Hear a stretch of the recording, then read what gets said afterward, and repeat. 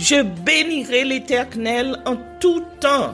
Ses louanges seront toujours dans ma bouche. Oh, j'aime qu'on ait un problème. Et puis qu'elle est content comme ça. Ah, m'pas caché Dieu. Depuis m'komanse li Bib moi chaque jour, m'senti charge problème moi yo sorti sous dom. Oh, si c'est comme ça, moi pour aller couvrir acheter un bip. Dégagez au marché. Mais en attendant, ou qu'attendez radio télévision d'espoir. Radio Vision d'Espoir. Oh, moi t'attendais une annonce comme ça, oui. Mais qui ça a te dit? Lecture de la Bible en un an.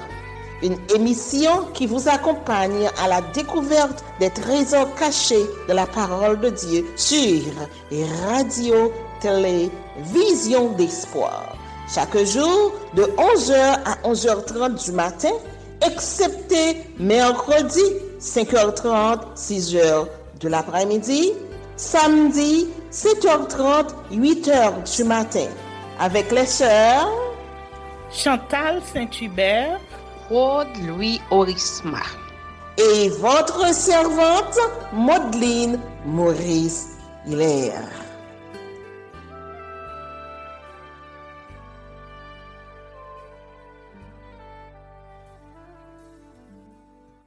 Saint-Esprit de Dieu, fais-nous la grâce de jouir de ta présence durant cette lecture qui enseigne, convainc, corrige, instruit et qui sauve. Au nom de Jésus. Amen.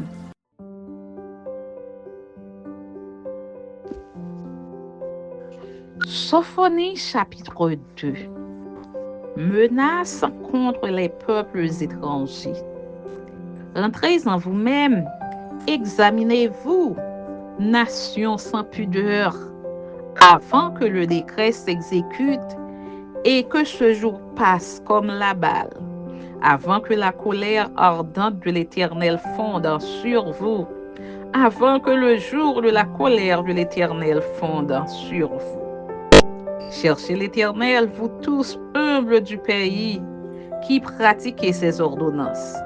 Recherchez la justice, recherchez l'humilité.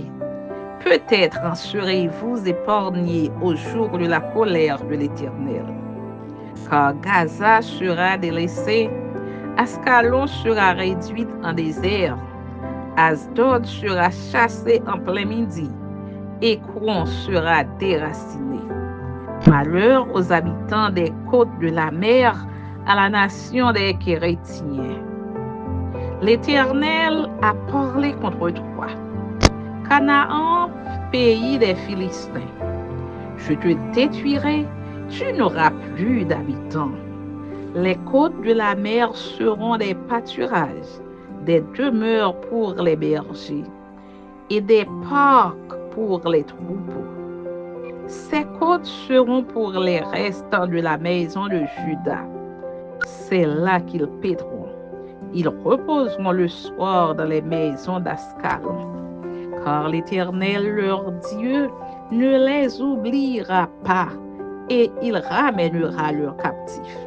J'ai entendu les injures de Moab et les outrages des enfants d'Ammon. Quand ils insultaient mon peuple et s'élevaient avec arrogance contre ses frontières. C'est pourquoi je suis vivant, dit l'Éternel des armées, le Dieu d'Israël. Moab sera comme Sodome, et les enfants d'Ammon comme Gomorrhe. Un lieu couvert de ronces, une mine de sel, un désert pour toujours. Le reste de mon peuple les pillera, le reste de ma nation les possédera. Cela leur arrivera pour leur orgueil, parce qu'ils ont insulté et traité avec arrogance le peuple de l'Éternel des armées. L'Éternel sera terrible contre eux, car il anéantira tous les dieux de la terre, et chacun se prosternera devant lui dans son pays, dans toutes les îles des nations. Vous aussi, Éthiopiens, vous serez frappés par mon épée. Il étendra sa main sur le septentrion, il détruira la Syrie, et il fera de Ninive une solitude, une terre aride comme le désert. Des troupeaux se coucheront au milieu d'elle. Des animaux de toute espèce, le pélican et le hérisson, habiteront parmi les chapiteaux de ses colonnes. Des cris retentiront aux fenêtres. La dévastation sera sur le seuil, car les lambris de cèdre seront arrachés. Voilà donc cette ville joyeuse qui s'assied avec assurance et qui dit en son cœur, moi et rien que moi. Et quoi? Elle est en ruine. C'est un repère pour les bêtes. Tous ceux qui passeront près d'elle siffleront et agiteront la main. Amen.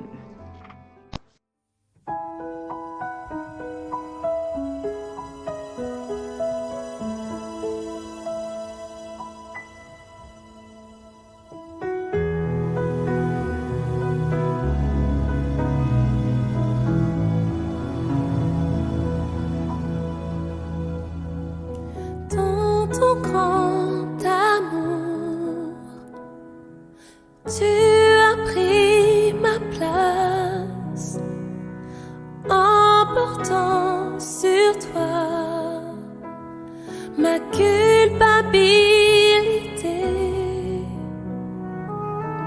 Je ne peux imaginer combien tu as dû supporter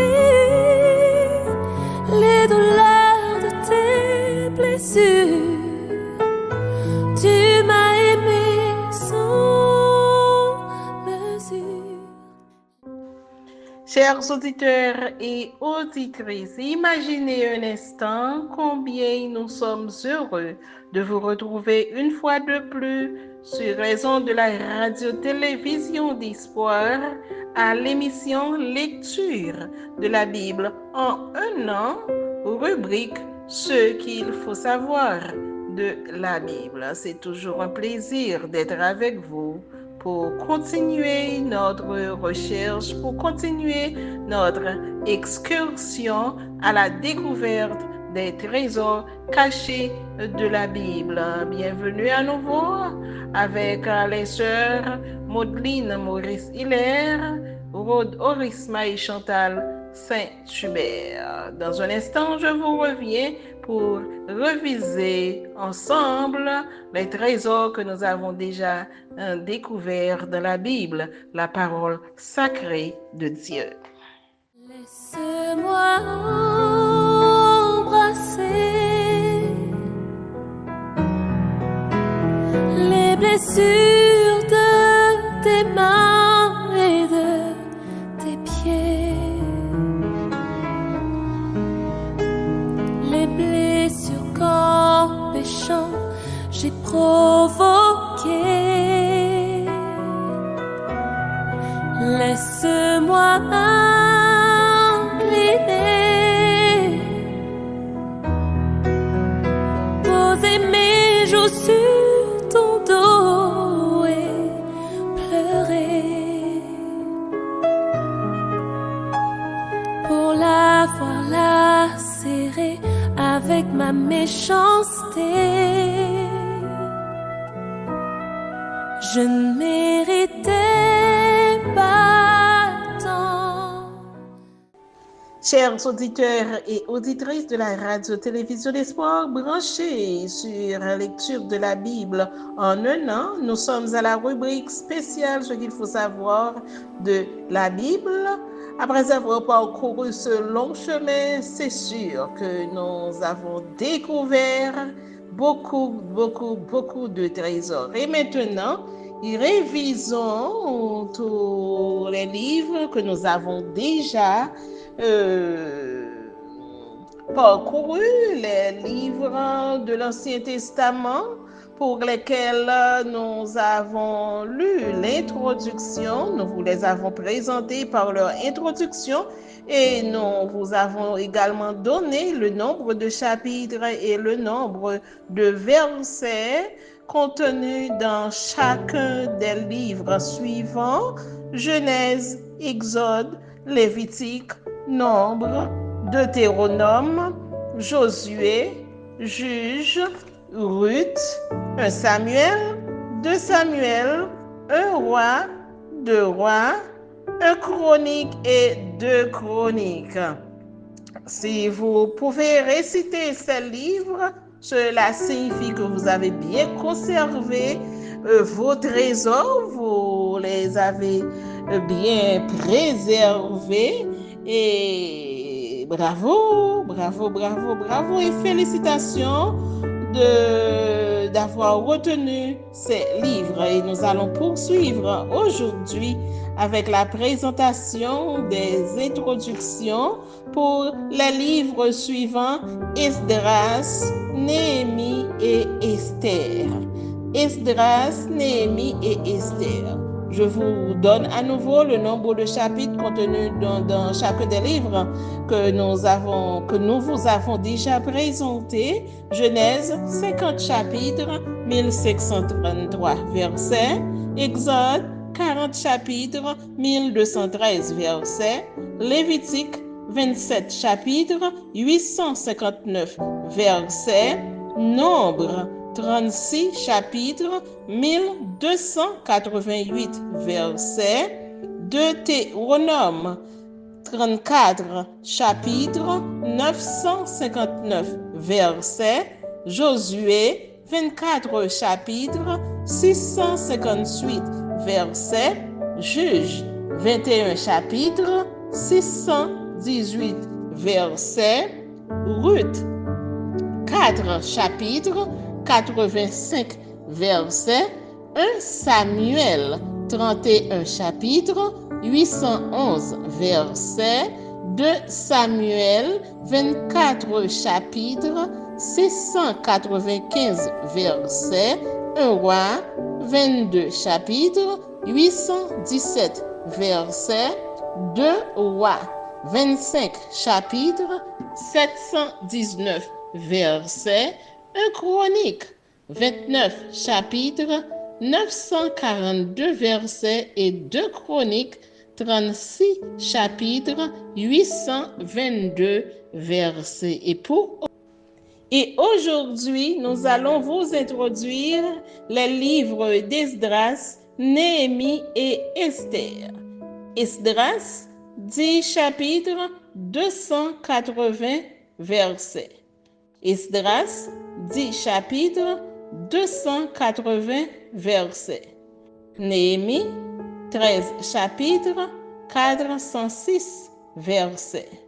Néhémie, 13 chapitres, 406 versets. Et Esther, 10 chapitres, 167 versets. Prenons une pause. Je vous reviens pour l'introduction des livres d'Esdras, Néhémie et Esther. À tantôt.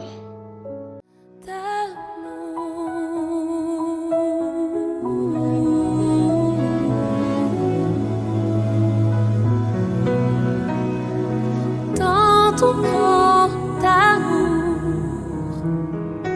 tu as pris ma place en portant sur toi ma culpabilité. Je ne peux imaginer combien tu as dû supporter les douleurs de tes blessures. Tu m'as aimé sans mesure.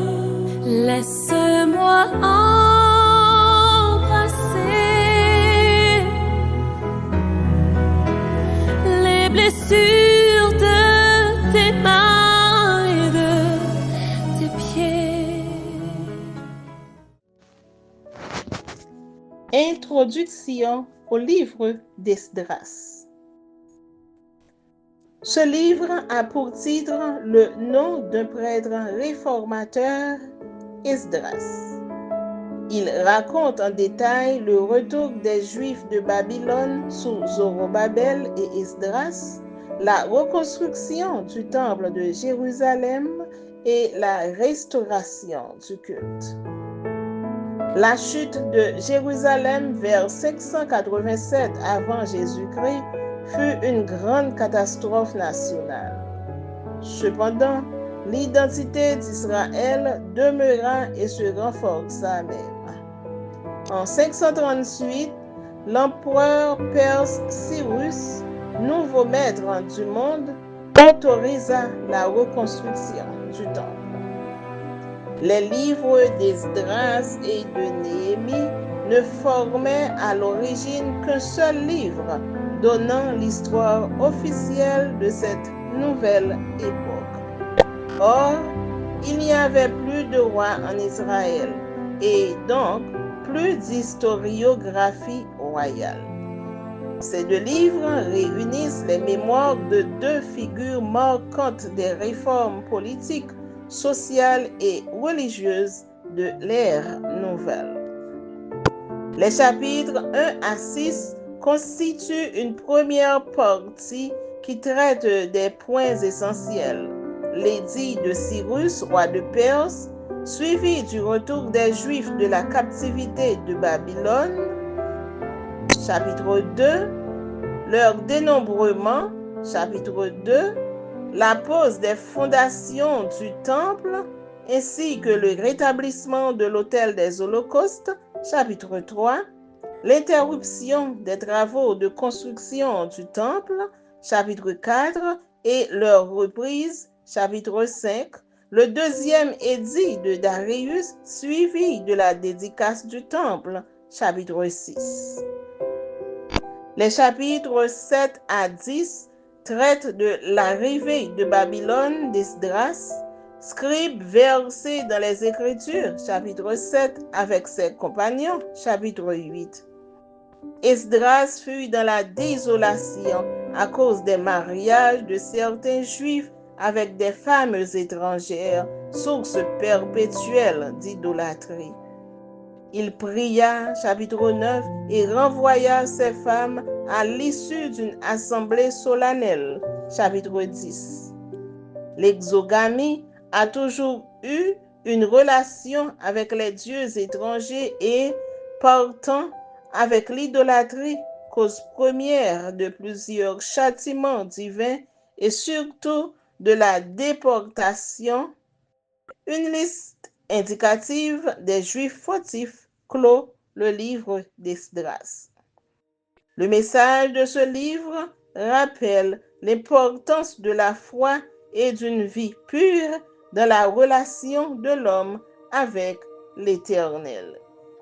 La détermination et le courage du prêtre réformateur Esdras restent une leçon pour le clergé de tous les temps. Les blessures comme le chant j'ai provoqué. Laisse-moi m'incliner,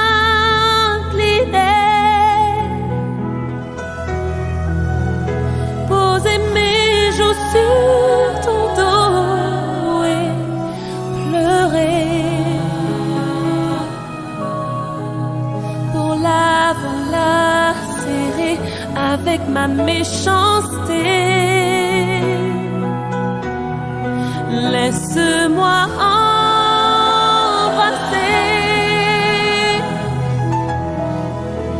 les blessures de tes mains et de tes pieds.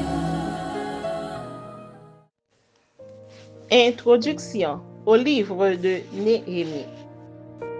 Ce livre est intitulé du nom d'un laïc important fonctionnaire à la cour d'Artaxerxès, empereur de Perse. Néhémie, Dieu console, est un restaurateur politique et socio-économique de sa patrie. Ce livre contient plusieurs souvenirs de Néhémie lui-même et s'articule en 4 sections. La première section, chapitres 1 à 7, contient l'histoire de Néhémie à Babylone et de ses 12 années de gouvernement en Judée. Cette section est écrite à la première personne du singulier. Néhémie intercéda pour les enfants d'Israël, chapitre 1er. Il arriva à Jérusalem et inspecta les ruines, chapitre 2. Il engagea tout le peuple à la répartition des murailles de Jérusalem, chapitre 3. Les travaux furent poursuivis malgré les obstacles suscités par des ennemis de l'intérieur et de l'extérieur, chapitre 4. Le désintéressement de Néhémie lui permit d'apaiser les plaintes du peuple contre la cupidité des grands, chapitre 5. Après d'autres obstacles surmontés par Néhémie et les siens, chapitre 6, une liste des Israélites rentrés au pays de Juda sous la conduite de Zorobabel est donnée, chapitre 7.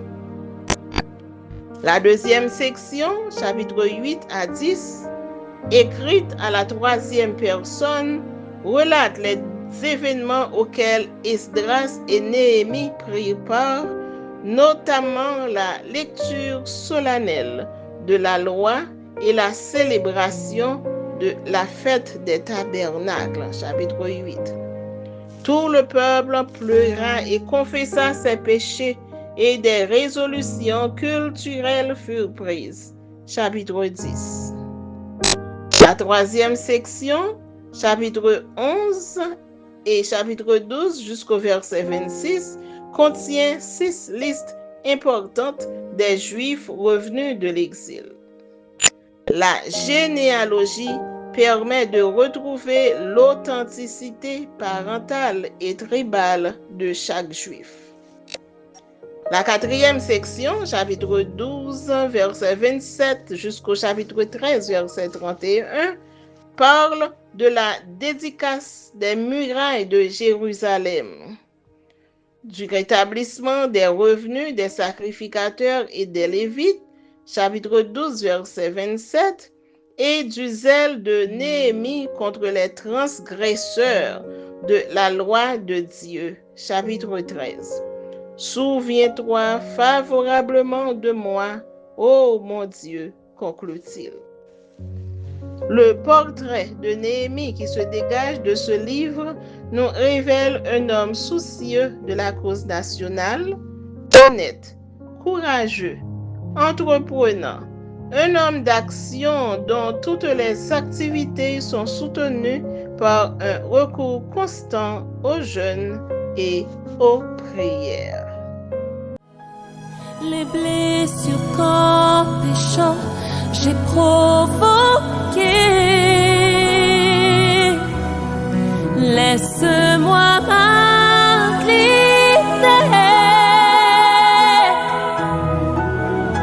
poser mes joues sur ton dos et pleurer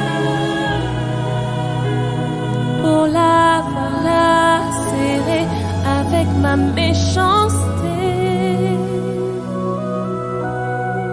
Je ne méritais pas tant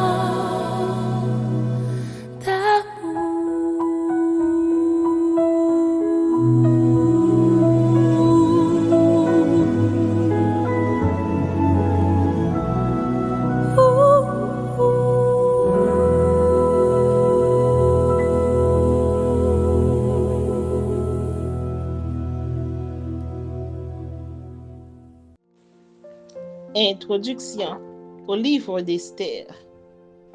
Ce livre a pour titre le nom d'une femme, Esther, qui veut dire étoile. Héroïne grâce à laquelle les Juifs en exil échappent à une extermination préméditée à Babylone. L'histoire se passe sous la domination des Perses dans un vaste territoire qui s'étendait de l'Inde à l'Éthiopie sur 127 provinces. Le cadre de l'action est bien défini. L'histoire se déroule pendant le règne du roi Assuérus ou, selon l'histoire antique, le roi Xerxès Ier, 486-465. Le lieu est Suse, ancienne capitale d'Élam, choisie comme ville de résidence par Darius Ier, père de Xerxès.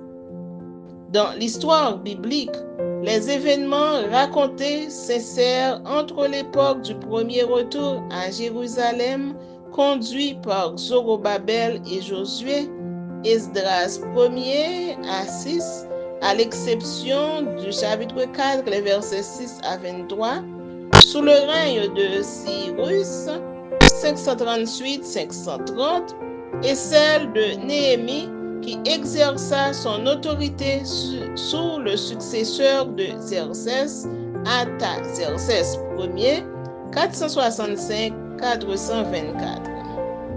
C'est un récit pathétique à travers les péripéties vécues par les deux héros, Esther et Mardochée. C'est le sort même de tout un peuple qui se joue.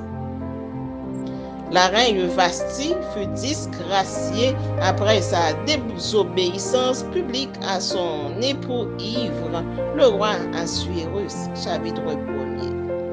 Une juive, fille de l'oncle de Mardochée, fut choisie d'entre plusieurs jeunes filles vierges et belles de figure comme nouvelle reine. Mardochée déjoua entre-temps un attentat contre le roi, chapitre 2.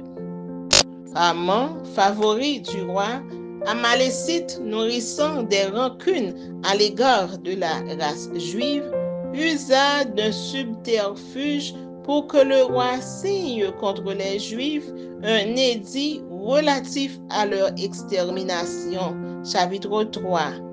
Ce fut la consternation et le jeûne parmi les Juifs, chapitre 4.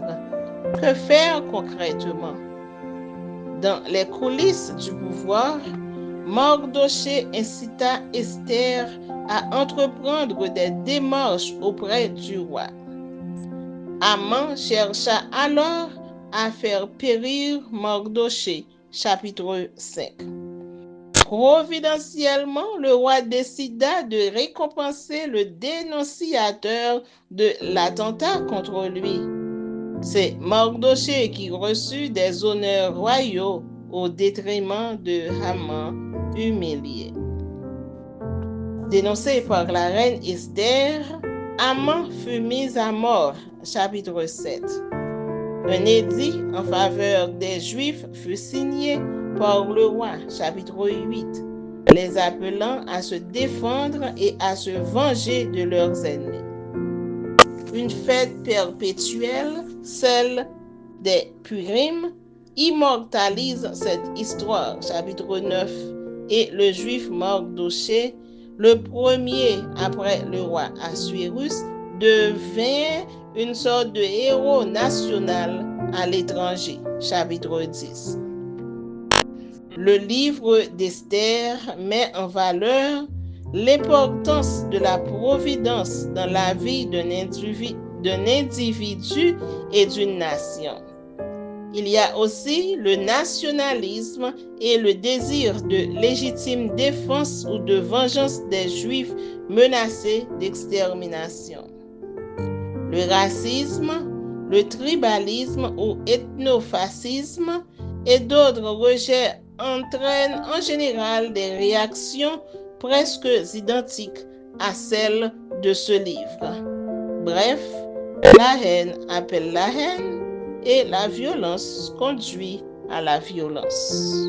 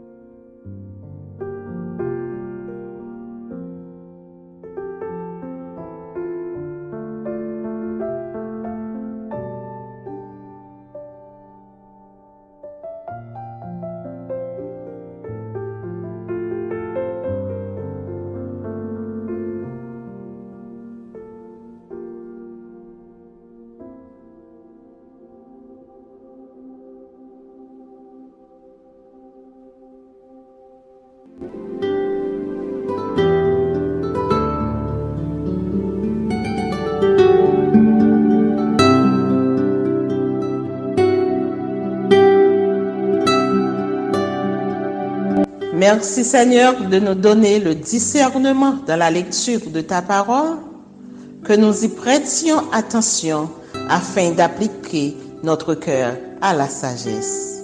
Amen. Que celui qui a des oreilles pour entendre, entende, et que celui qui lit fasse attention.